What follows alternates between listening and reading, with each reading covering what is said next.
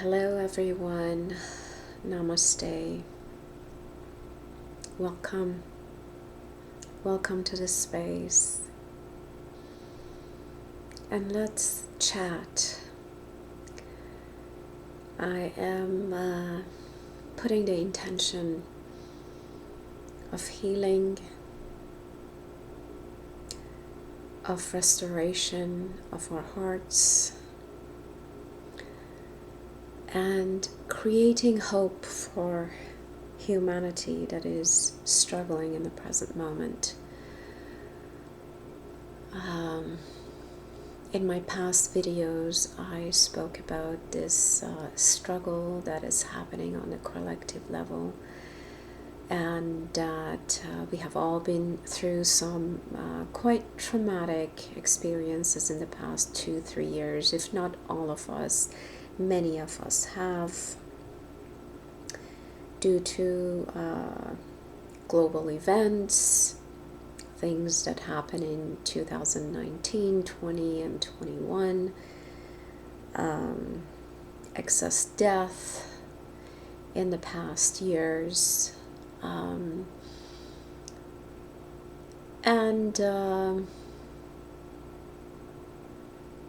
the internal unrest that a lot of us went through, regardless if we have lost a person or if we have lost part of ourselves, or if we are going through some sort of a internal metamorphosis.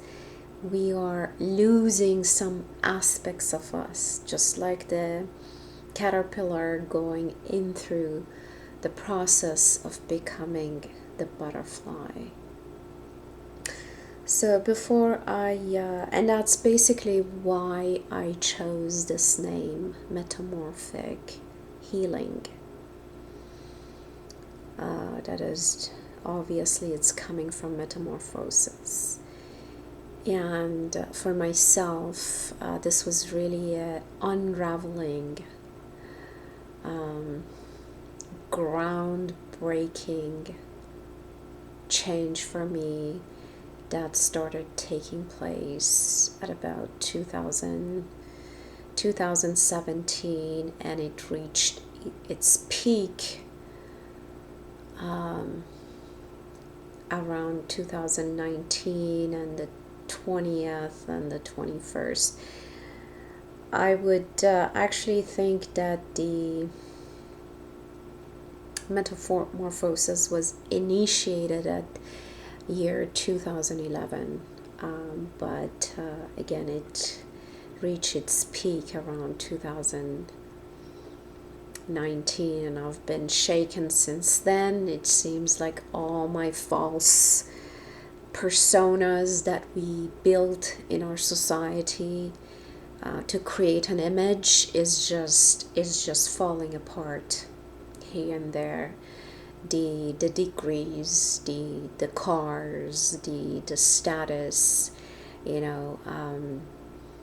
it's being shown to us that none of that matters anymore, and we are more diving into our true self, true essence, and to our true nature.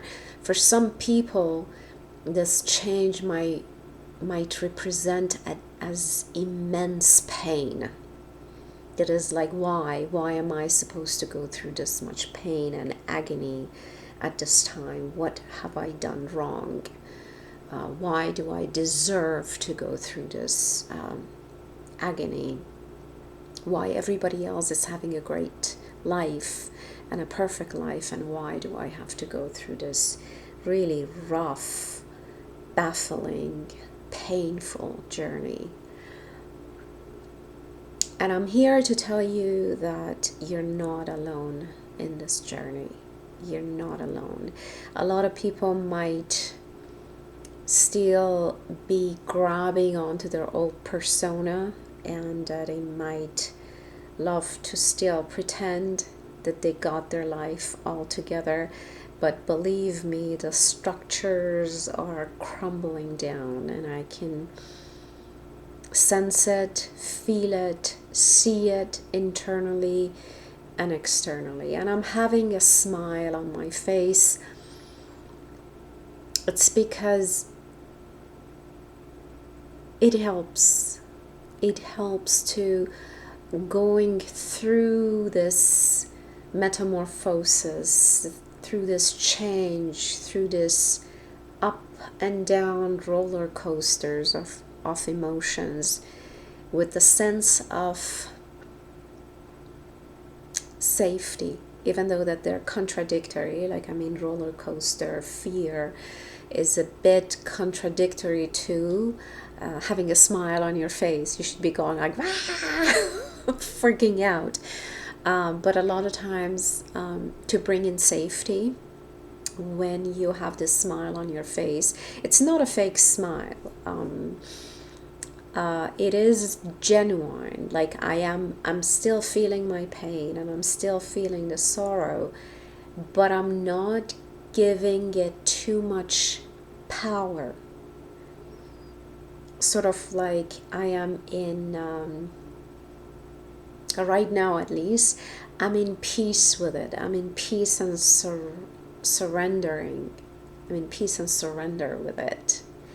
And I'm not like this at all times, right? Like, there are times that I actually crumble and I cry, and then maybe I even do that on the camera. But in the current moment, I find out a lot of times when I have a smile, when I also at the same time acknowledging my pain and discomfort in my body, and having it in my consciousness that yes, I have gone through a lot of turmoil and pain and upheaval, but yet authentically, at this point at least, I am witnessing it within and around me with a smile. With a smile. And I'm also realizing that a lot of these pain and aches of this world are temporarily. Like, there will be a liberation, and even might be within this time before our actual death. Maybe it would be a death while we are alive. Maybe we are reaching, or at least I am reaching, an end of an old era, death of part of me, or confronting death while I'm still alive. And when you confront death, then I would believe that you sort of surpass this fear of death and obliteration, because you know that you're not going to obliterate, that your soul is eternal. And that's one of the messages that keeps on coming up in my life, especially since 2000, end of 2021, I start constantly seeing infinity signs, and 8, and that's how universe is communicating with me. Universe communicates with each one of us in its unique way.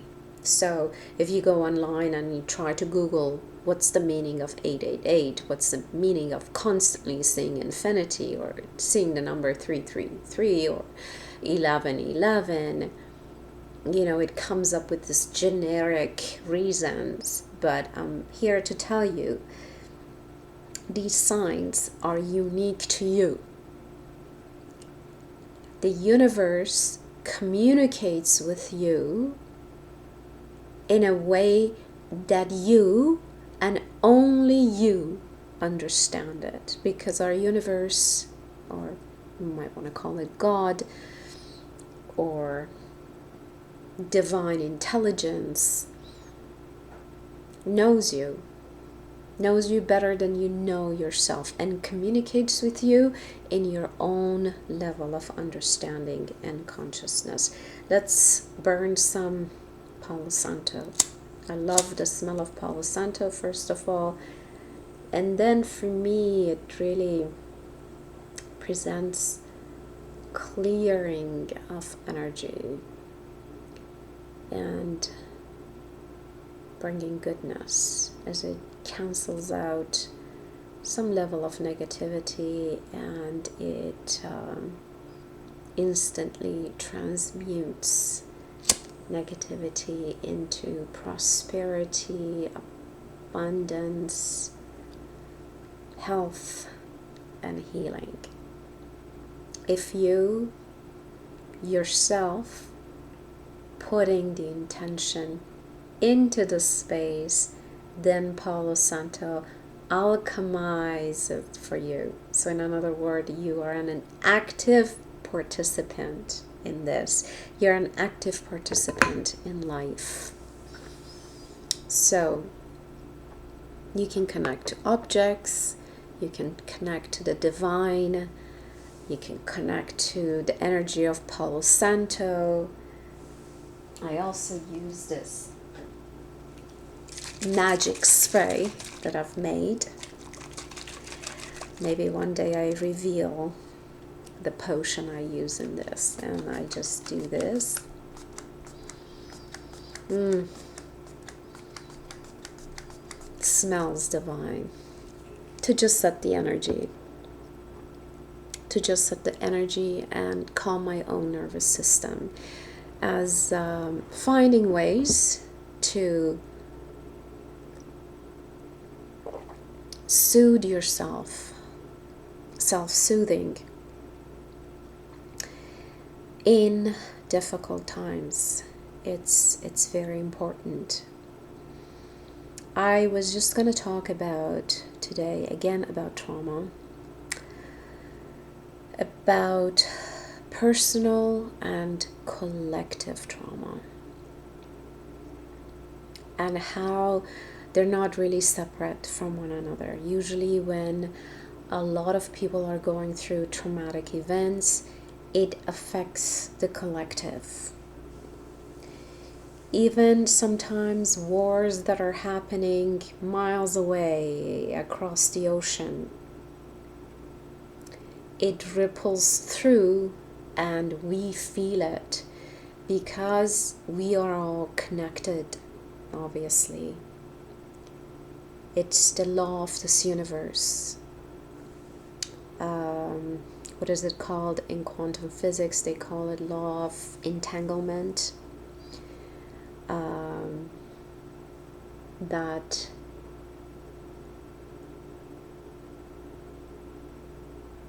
when one molecules or an atom of the same kind is being shaken or in vibration in a certain way across the globe,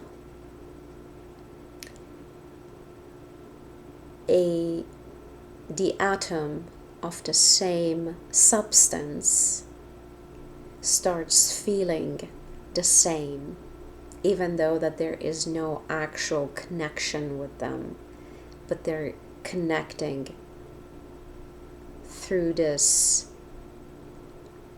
energetic internet, that they get affected by the energy of its own kind across the globe or in the cosmos.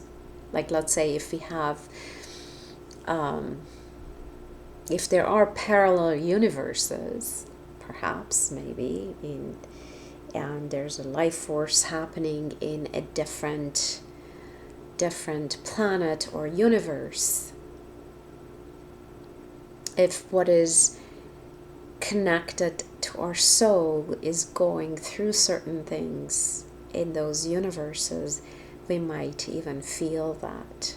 That's what some of the astrology is about. that we are connected to the energies of other planets, and whatever other planets energetically are going through, or the atoms and molecules in those planets, or whatever is happening in the cosmos, or whatever is happening to another aspects of us perhaps in different universes, it can affect us. But we are being affected by our external environment, and at the same time our internal environment is also affecting the external.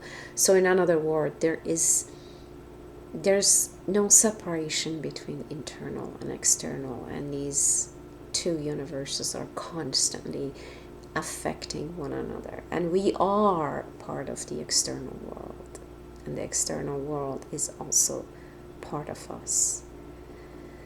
Macrocosm is always a representation of the macrocosm, and vice versa.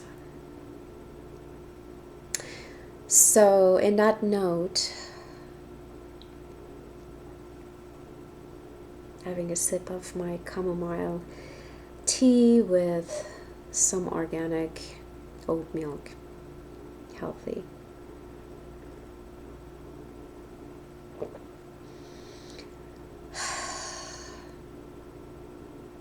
And I promise myself each time that I'm drinking or eating, I'm going to use that food or use that drink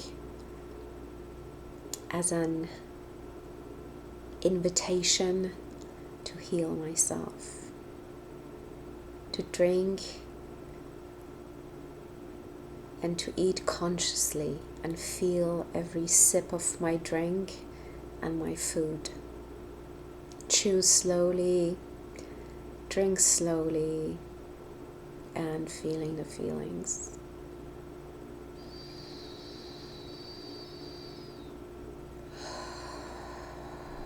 As I'm talking right now, I'm going to acknowledge that I do have certain discomfort and pain in my body at the moment.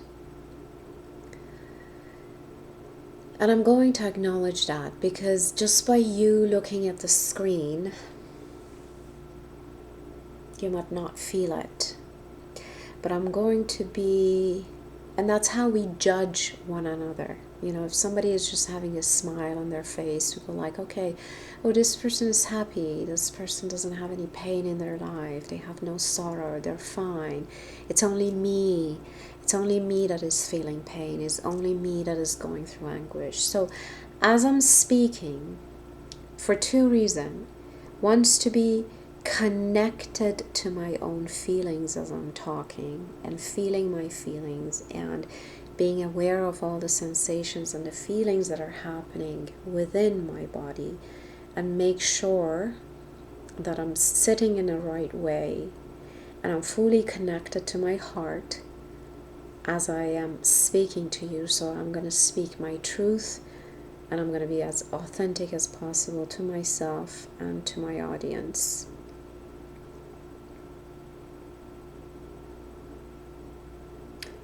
And let you know about the truth of my present moment, what is happening on an internal level. So yes, at this moment, I acknowledge that pain is going through my body, and I'm not going to try to suppress this pain. I'm not trying to get rid of it. I acknowledge the fact that I'm feeling a bit of heaviness in my chest. And I'm not going to put much of a story attached to this, but it could be because of a little bit of anxiety.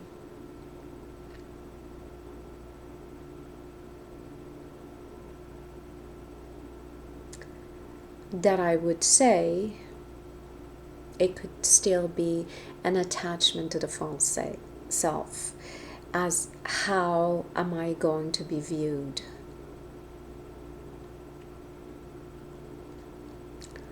I sense that it could be related to to the self-worth, as I am going to be seen publicly, fear of judgment.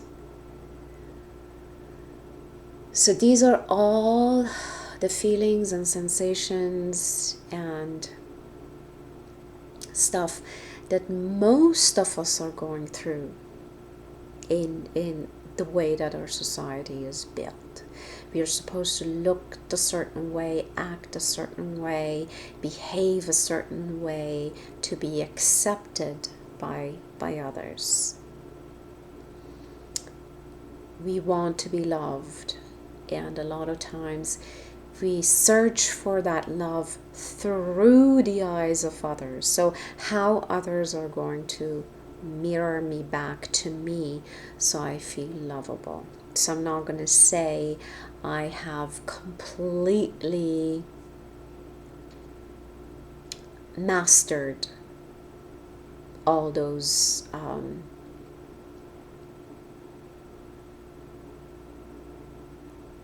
insecurities and I have bypassed them and I am some sort of a enlightened human being. I don't want to claim that, so I want to be as human as and as authentic as I can possibly be, and I don't want to put myself on the pedestal and on the position of a guru or a priest or a preacher or any of that. So my intention of trying this channel is to reach the heart of the humanity, so we can break open of all the dilemmas that we see around us. Why people behave this way? Why am I the only one who's suffering?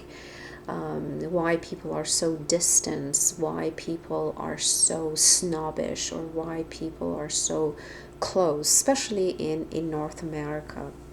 We see that.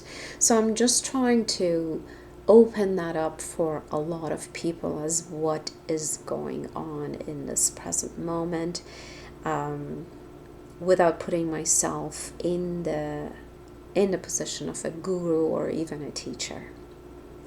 So I am certainly at the same level as you are, as human beings, struggling in this world, trying to figure things out, going into the ebb and the flow of this tumultuous ocean, and sometimes peaceful one, peaceful, calm waters.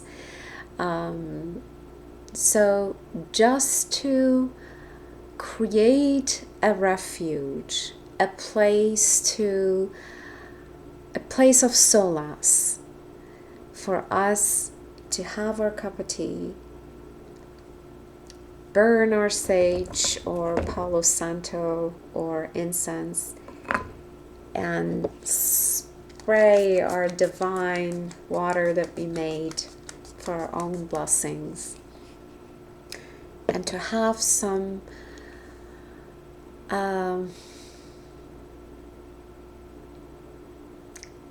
fun or even difficult, hilarious or painful topics to talk about. Wherever the energy is going to take us, I'm just going to encourage you to put aside the fear and the distrust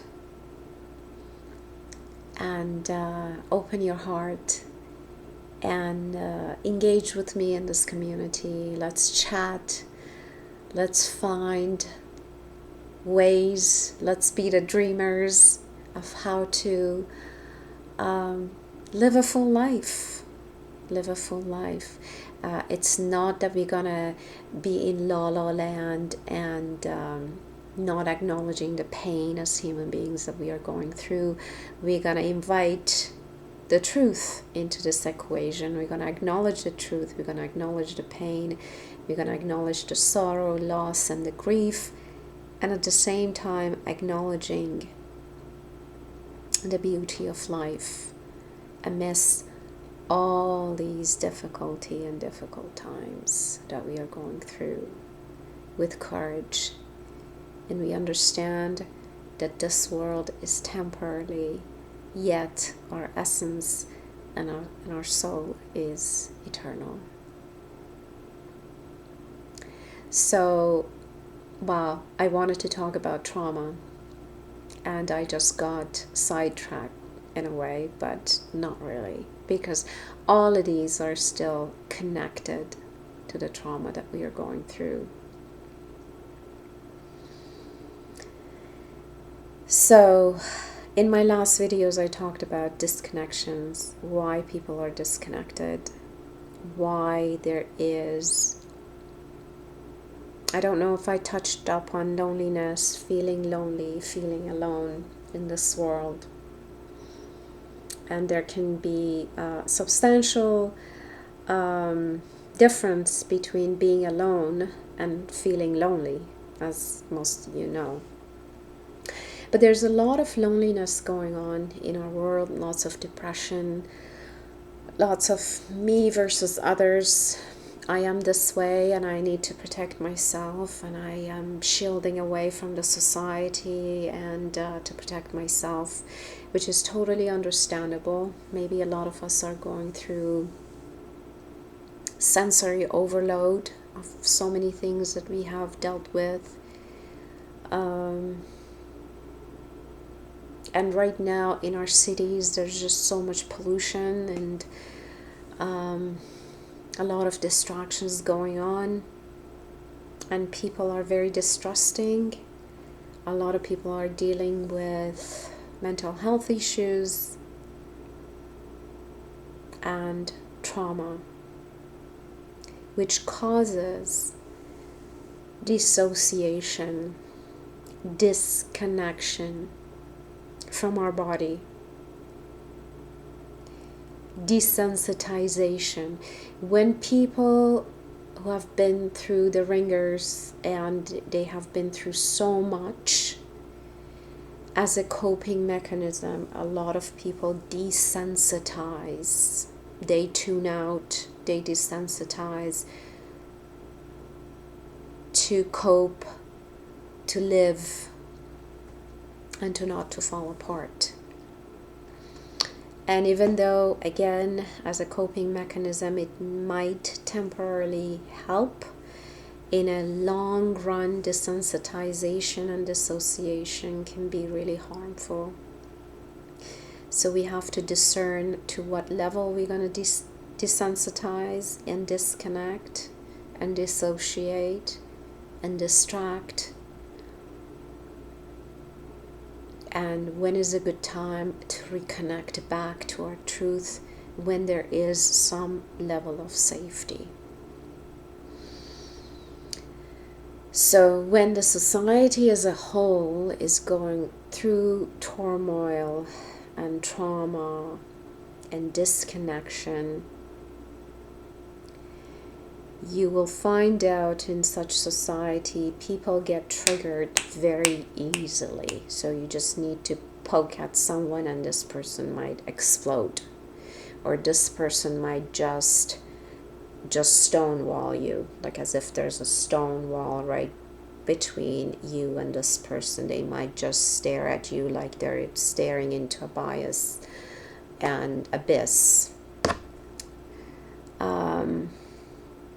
And they might completely disconnect, like as if there's nobody there. They might be rude. They might give you the cold shoulder. They might look the other way as if you don't exist. So people start doing these strange behaviors. And in other words, they're trying to block the other person, blocking the events, to not being so shaken by things. Again, it might help in some situation and it might exacerbate other situations. It might make things worse, because as human beings we also need connection. We need that heart-to-heart connection. We need that depth of a connection, particularly among our family and friends and even colleagues at work. When there is that heart-to-heart connection, when there is that eye-to-eye kind contact among us that is of good intention, we all the time, we respond better, we feel better, and we do our work and our life so much better, because that creates an energy of love. But unfortunately, with the way things are, people are disconnected. People are disconnected from their own bodies, and when one is disconnected from their own body, they're not paying attention what they put into their body. They're always in a rush. As they're eating, they don't even know what they're eating. They're not paying attention to the quality of their food because they're busy, or they're using food as the drug to suppress eating their emotions into obliteration and disowning of their emotions and feelings as a distraction. So a lot of people eat certain food that it just sort of like give them some serotonin boost, to just lift up their mood.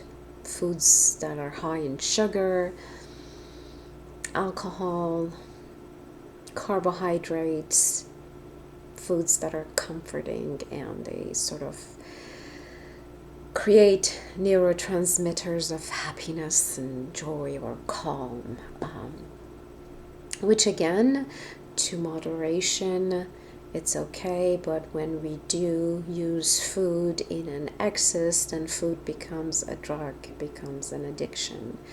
Caffeine, cigarettes. I mean, cigarette is not a food, but it's another form of dissociation and suppression, even though that it's stimulant, but it also suppresses emotions and it distracts. The act of smoking in itself is addictive. It's kind of like thumb sucking for kids. When they used to do this to self-soothe till a certain age, it helps, but then after that it becomes problematic.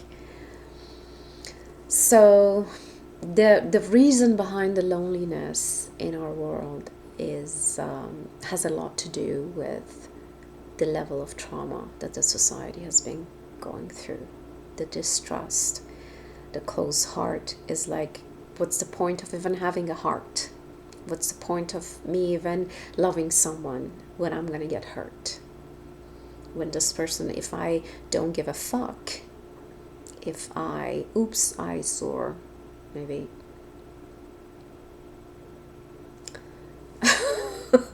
see, like when we are talking publicly, we have to watch out what we're gonna say. But sometimes, using a little bit of swear word is actually can be quite healing.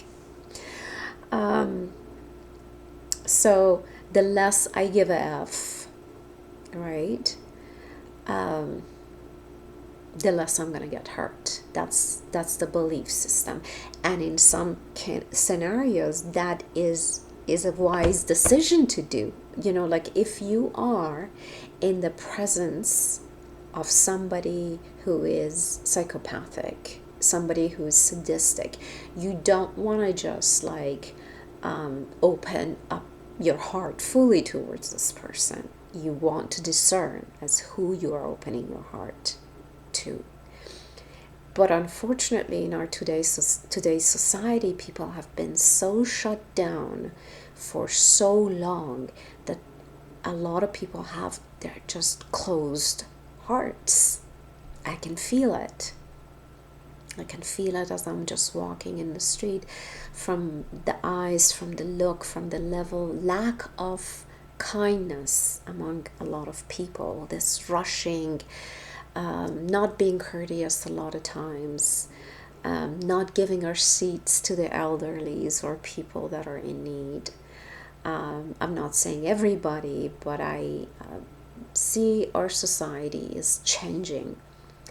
And especially in North America, I also see mass immigrations, a mixture of different people coming in without proper integration, and a lot of immigrants and newcomers, or even the old comers. I mean, Canada and US is built by immigrants, and all the immigrants left their own country because of some sort of a trauma and difficulty, either wars or poverties or lack of opportunities, and they came to this new land feeling lost and homeless a little bit, displaced and misplaced.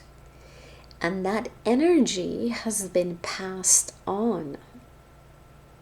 And this energy of lack of safety has been lingering. If you are sensitive or an empath, you might have already figured this out, that when you come to North America, you sense this energy that is of lack of safety, that it almost seems like people's feet are not fully on the ground.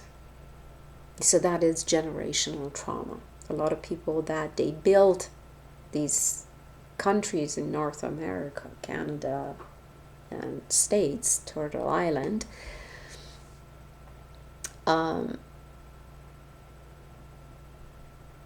were immigrants. Not a lot of, all of them were just immigrants. They were newcomers at one point to this land, and they're still coming. There's still, how many people from Middle East have come here? They were fleeing revolutions, wars, executions. They have lost their homes. How many people right now from Africa are coming in? They're fleeing from wars, whatever, right? A lot of people here are refugees. So we have to acknowledge this and have respect at the same time for each other, that every single one of us is having a story. People that they have been here already, they have had their own story of trauma. We all know about the story of the indigenous people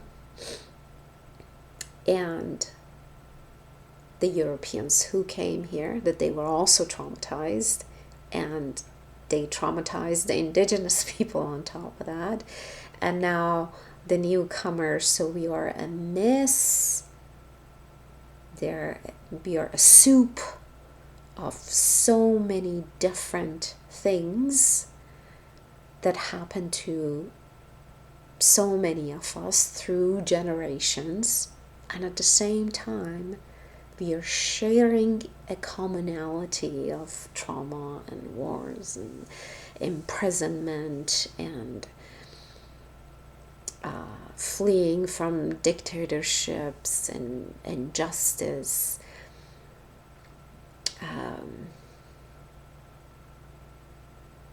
loss, famine. We are all carrying these stuff in our cellular memories. And right now at the height, especially after what happened in 2019 and 20, which you all know on a global level what that was. I don't want to mention the name because I don't want YouTube to freak out. You can call it C19. After what happened, that on top of everything that we went through, including wars, revolutions, famine. I'm talking about some of the people that recently came to Canada, and they have felt those things firsthand. And then the rest of the people, the older Canadians, that we call them real Canadians, they have experienced these back in the days. Their ancestors experienced all those, immigrations, wars, and famine. So they're also carrying that on a cellular level within their DNA. So as hopefully you're understanding where I'm trying to take this conversation, that we all of us have this common denominator, and that is being traumatized through many events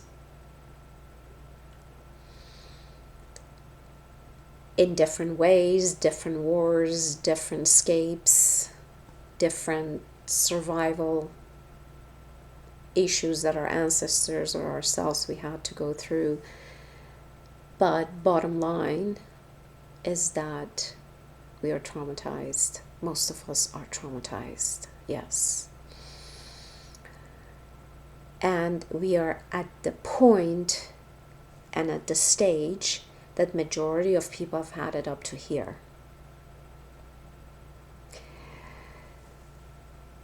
And it's a time that we need compassion and kindness more than any other time. When you see someone that is wounded and bleeding, you take that person to the hospital to be taken care of by hopefully kind and empathetic nurses and doctors, which nowadays is kind of hard to find also. So now I say, be thy own physician. Be thy own physician. That's really important, to have that self-compassion for yourself, self-love for yourself. And it's easier said than done, because a lot of us are not being taught what love is, how to love, and how to love ourselves. For a lot of people, it might even come easier to love other people than to loving ourselves, because a lot of people are struggling with the wound of being deserving of love, right? So self-compassion is extremely important during this time. So my invitation is to dive deep into the heart, because traumatized people, the first thing that they do not to get hurt by their external environment and their own feelings and emotions, they cut the energy of the heart. They shield the heart. As I mentioned many times, this might help temporarily, but eventually the heart is both physical and energetic and spiritual. All three are one, literally. It's what nourishes the body, the soul, the spirit, and our psyche. So when we cut that energy to protect, even though that temporarily it helps, but eventually it starts compromising our body, mind, emotion, soul, and spirit. So we need to revive that heart gently and slowly back to life, and honor the heart. I made a very special oil for myself. I've been using quite a bit of it. I use this on a regular basis. I basically make this with extra virgin organic olive oil, and I put my favorite essential oil into it. I really like geranium and rosemary. Rosemary is also very good for the hair. So a lot of us that are going through a really stressful time, we tend to lose hair because, you know, your hair follicles, they literally shut down to help the rest of your body survive when we're going through stressful time. Your digestive system even shuts down. So losing hair during stressful times is very common. So I basically use this hair, and I use it as, you know, massage oil for, like, it can help.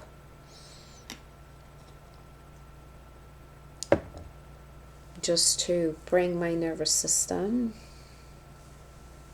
Maybe one day I just make like a Ayurvedic head massage on camera, just as a way to sort of like calm your nervous system. So we need, oh, the smell of it is absolutely divine. Oh, thank you. And the rosemary literally makes your scalp tingle. So self-compassion, right? I have another oil that I actually bought that I also use it on my heart chakra, and I find out that's very good for opening the heart. But I sometimes use this one too, and I just start, you know, massaging my heart. Some people debate that it's better to massage clockwise. Some people say counterclockwise. I say use your own intuition. It really doesn't matter. And this massaging helps with the breath. I just always incorporate your breath into these massages, into this connecting with your body.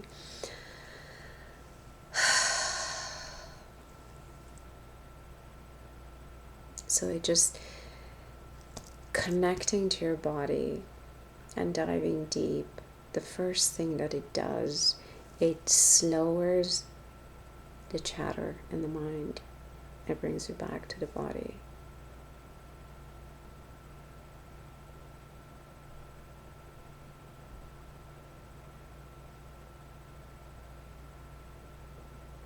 An affirmation of your presence and divine existence.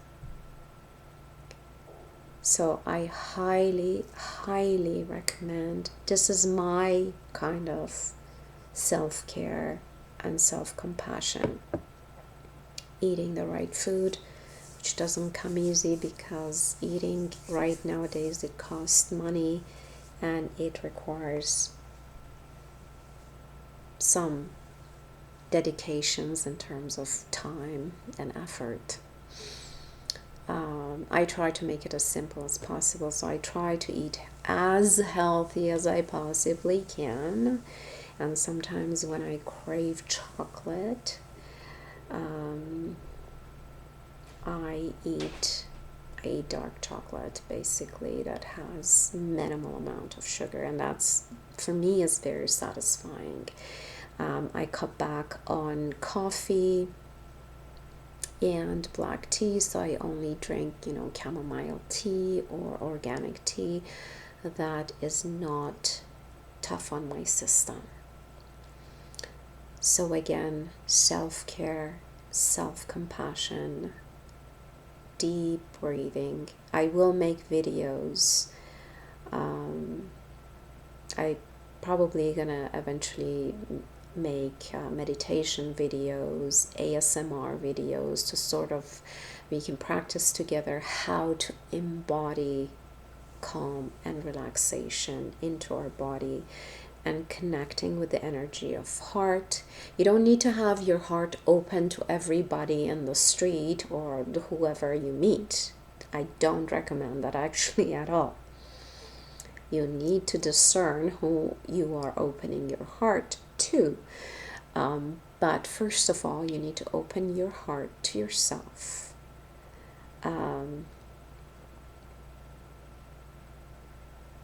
Create a safe space for yourself. Connect deeply to your heart, because your heart nourishes your body, nourishes your own heart. So opening your heart is very good for your physical heart. And connecting to the body, connecting to your body on a cellular level, and heal your body. And that way you can be your own physician, feel your feelings, knowing what your body needs on all levels, physically, emotionally, and spiritually. And give your body, give your emotions, give your psyche what it needs to nourish it. It's not that your emotions and feelings, they don't define you, but they want to be heard and acknowledged by you. So I highly encourage you to hear their message instead of shoving them down, disowning them, trying to get rid of them because they're uncomfortable. A lot of our emotions and feelings are not comfortable. Emotions such as fear, grief, they're not comfortable.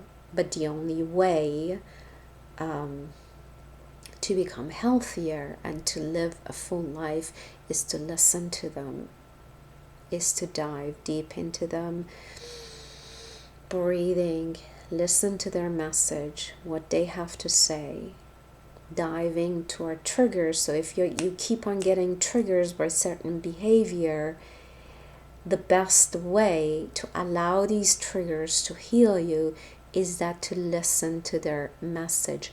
Why is it that I'm being so triggered by this person, by what is said to me? What is behind it? What is underneath it? What wound within me this person is scratching? Those are usually embedded in our subconscious and unconscious, and you can't see them and we are not aware of them. So somebody, an abrasive person or an ignorant person, can easily scratch those, and we can use these people to get to locate where these wounds are and tend to them. So if somebody is rejecting you, this person is triggering your abandonment issues, your feeling of not good enough, which is an old wound that has been created in the childhood. And you have been disowning it and not acknowledging it. And here you go, this person comes at Walmart and presses on that wound. Or your partner, usually they're the best teachers, keeps on pressing on that wound. And we keep on getting triggered unless if we really truly dive into that wound and excavate and start healing the wound from inside out. I think that just became quite a long video.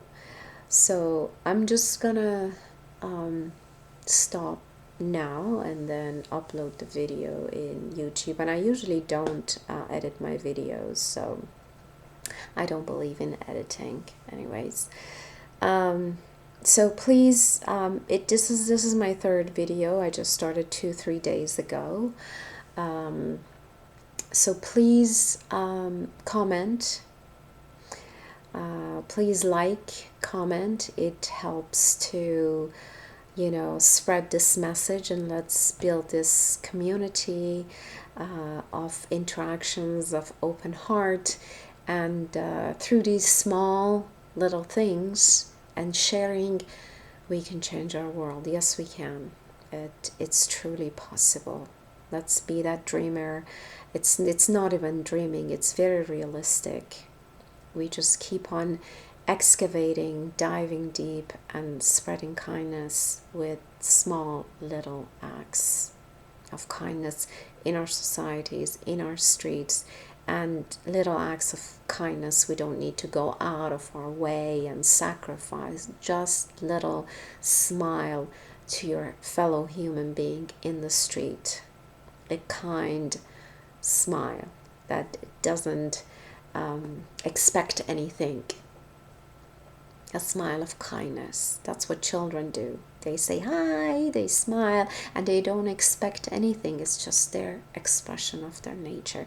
And deep inside, we are that children inside, and we are craving that bond and attention to one another. And let's create that world.